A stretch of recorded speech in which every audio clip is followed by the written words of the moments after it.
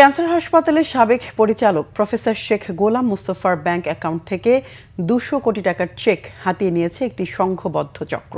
বাংলাভিশনে এমন সংবাদ পরিবেশনের পর জাতীয় ক্যান্সার গবেষণা ইনস্টিটিউটে অভিযান পরিচালনা করেছে দুর্নীতি দমন কমিশন দুদক।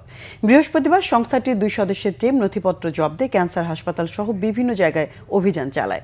দুদকের অভিযোগে বলা হয়েছে, চলতি বছরের জানুয়ারিতে ডাক্তার গোলাম মুস্তফা স্বাস্থ্য উপদেষ্টা হওয়ার আশায় এক সমন্বয় গ্রুপকে 10 লাখ টাকা নগদ এবং 200 কোটি টাকার 4টি চেক দেন।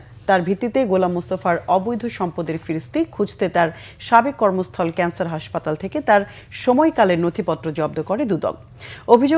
অভিযানকারী দল বলছে, 200 কোটি টাকার চেকের নথি ও অন্যান্য কাগজপত্র বিশ্লেষণ করে পরবর্তী পদক্ষেপ নেবেন তারা। ক্যান্সার গবেষণা ইনস্টিটিউট ও হাসপাতাল মহাখালী ঢাকায় এর সাবেক পরিচালক ডক্টর শেখ গোলাম মুস্তফা এর বিরুদ্ধে ক্ষমতার অপব্যবহারপূর্বক অবৈধ সম্পদ অর্জন এবং অসাধু প্রক্রিয়ায় রাষ্ট্রের গুরুত্বপূর্ণ পদ প্রাপ্তির নিমিত্তে ঘুষ প্রদানের অভিযোগে আজকে একটি অভিযান পরিচালনা করা হয়।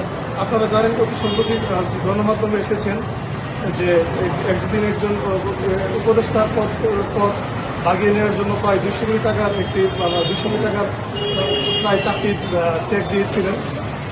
এই অভিযোগের প্রেক্ষিতে আজকে আমরা এনফোর্সমেন্ট ইউনিট থেকে একটি অভিযান পরিচালনা করেছি এবং অভিযোগ সংশ্লিষ্ট রেকর্ডপত্র কিছু সংগ্রহ করা হয়েছে, আরও কিছু রেকর্ডপত্র সংগ্রহ করা বাকি।